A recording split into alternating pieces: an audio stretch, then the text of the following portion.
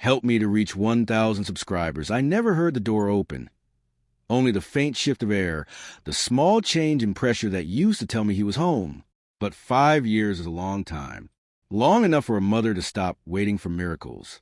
I was on my knees, scrubbing the marble floor that still held the scent of the polish I used to buy back, when this house belonged to me, before grief softened me, before kindness made me vulnerable, before my husband's family decided a widow shouldn't stand on her own.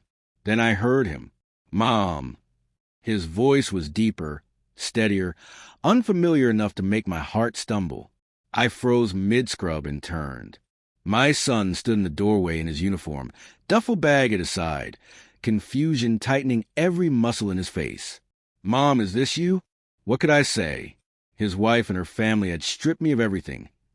Every piece of what his father and I worked for, every corner of the home he should ever turn to. Shame held my tongue still.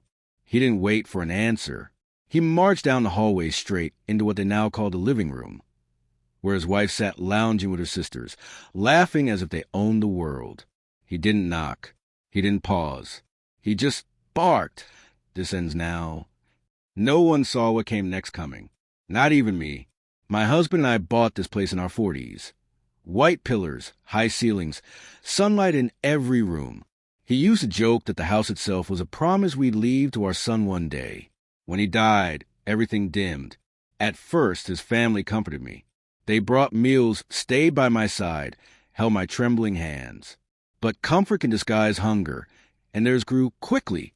2 months after the funeral, my son left for deployment. I hugged him with shaking arms and lied that I'd be fine.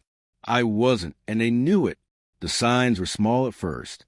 Papers on the table I wasn't allowed to read. Phone calls that ended when I walked in.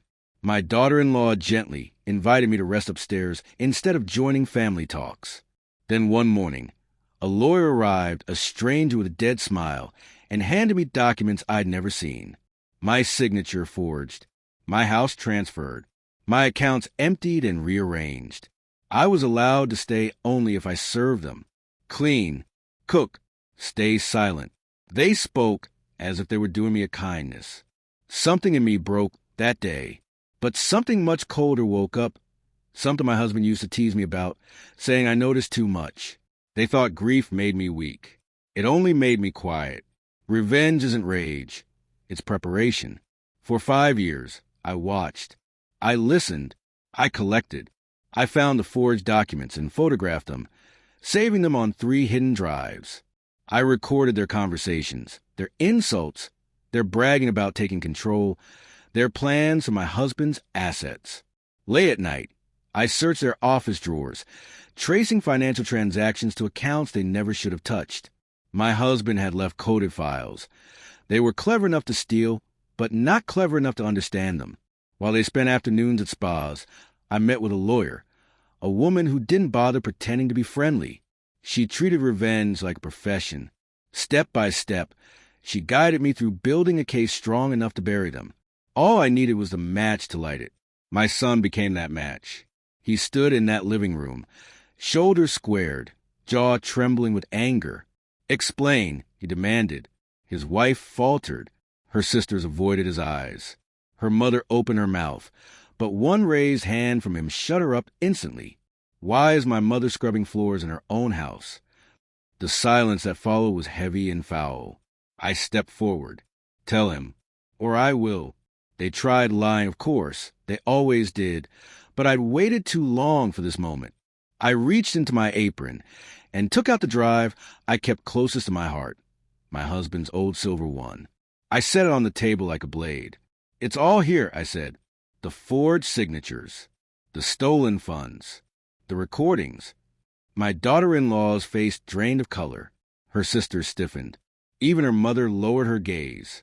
My son clicked through the files.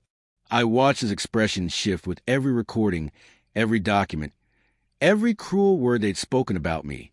When he finished, he didn't shout. He didn't swear. He simply said, "Leave?" But I wasn't finished. My lawyer arrived moments later. I'd already called her earlier that day.